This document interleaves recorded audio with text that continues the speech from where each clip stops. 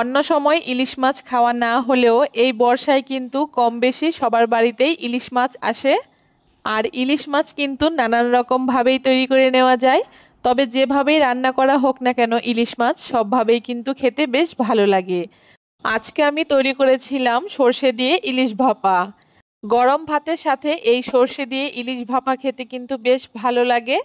আর এই ইলিশ ভাপাটা দেখতে যেমন সুন্দর হয়েছে, খেতেও হয়েছিল অপূর্ব।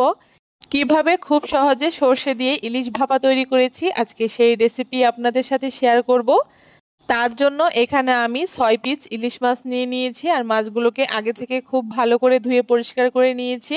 জল ঝরিয়ে মাছগুলোকে একটা প্লেটের মধ্যে নিয়ে এখন মাছগুলোকে আমি ম্যারিনেট করব। তার জন্য স্বাদ মতো নুন দিয়ে দিচ্ছি আর হাফ চামচ হলুদ দিয়ে খুব ভালো করে এখন মাছগুলোকে দুটো পাশই মাখিয়ে নেব। খুব ভালো করে হাত দিয়ে ডলে ডলে নুন আর হলুদটাকে মাছের গায়ে লাগিয়ে নিতে হবে, তাহলে নুন আর হলুদটা খুব ভালো করে মাছের মধ্যে প্রবেশ করলে মাছটা খেতে বেশ ভালো লাগবে। খুব ভালো করে মাছগুলোকে আমি নুন হলুদ মাখিয়ে নিয়েছি। এখন মাছগুলোকে এইভাবে করে আমি 10 মিনিটের জন্য রেখে দেব। এখন এইদিকে আমি একটা মশলা তৈরি করে নেব, তার জন্য একটা বাটি নিয়ে নিয়েছি।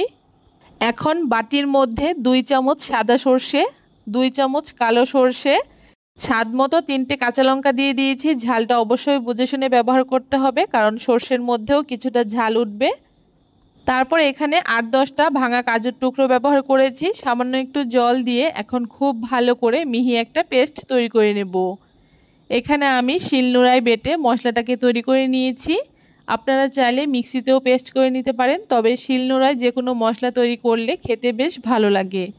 সর্ষের পেস্টটা আমার তৈরি হয়ে গেছে। এখন এদিকে একটা বাটি নিয়ে নিয়েছি, বাটির মধ্যে প্রথমে সর্ষের পেস্টটাকে ঢেলে নিচ্ছি। তারপর এখানে আমি আগে থেকে ফেটিয়ে রাখা 3 চামচ টক দই দিয়ে দিচ্ছি। টক দইটা অবশ্যই ব্যবহার করবেন, তাহলে খেতে বেশ ভালো লাগে।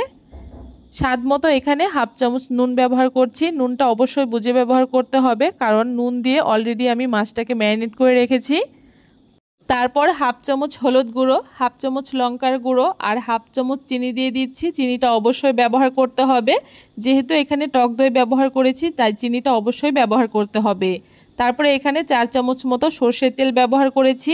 অবশ্যই এই ইলিশ ভাপাতে সর্ষের তেলটাই ব্যবহার করতে হবে, তাহলেই আসল স্বাদটা পাওয়া যাবে। এখন সব কিছু একসাথে খুব ভালো করে মিশিয়ে নিচ্ছি। আপনাদের যদি এখানে হলুদের পরিমাণটা একটু কম মনে হয় সেক্ষেত্রে আরও সামান্য একটু হলুদ ব্যবহার করতে পারেন। সমস্ত কিছু একসাথে খুব ভালো করে মিশিয়ে নেওয়া হয়ে গেছে। এখন আগে থেকে ম্যারিনেট করে রাখা মাছগুলোকে এক এক করে আমি এই সর্ষের পেস্টের মধ্যে দিয়ে দিচ্ছি। মাছগুলোকে সর্ষের পেস্টের মধ্যে দিয়ে এখন হাত দিয়ে খুব ভালো করে মিশিয়ে নেব, যাতে সর্ষের মধ্যে খুব ভালো করে মাছগুলোকে মাখানো যায়। এইভাবে করে উল্টে পাল্টে মাছগুলোকে আমি সর্ষের পেস্টের মধ্যে মাখিয়ে নিচ্ছি। আর এইভাবে করে মাখিয়ে নেওয়া হয়ে গেলে আবারও 5 মিনিট মতো এভাবে করে আমি ঢাকা দিয়ে এই মাছগুলোকে রেখে দেব।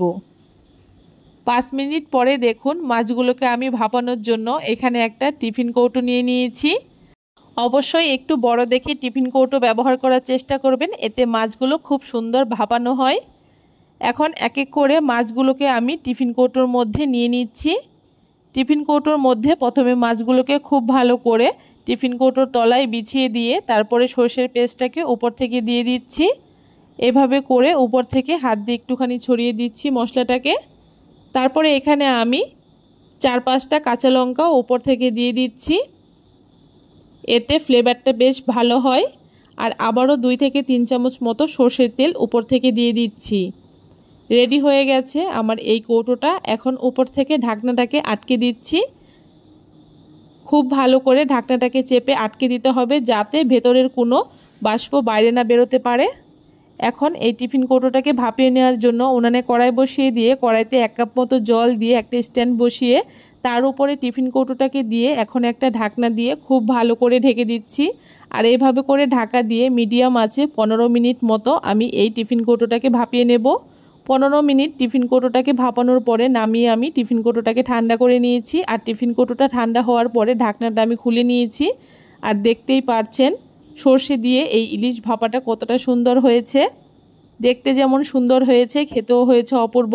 এই পদ্ধতিতে অবশ্যই একবার সর্ষে দিয়ে ইলিশ ভাপা তৈরি করে খেয়ে দেখবেন, আশা করি আপনাদের খুব ভালো লাগবে।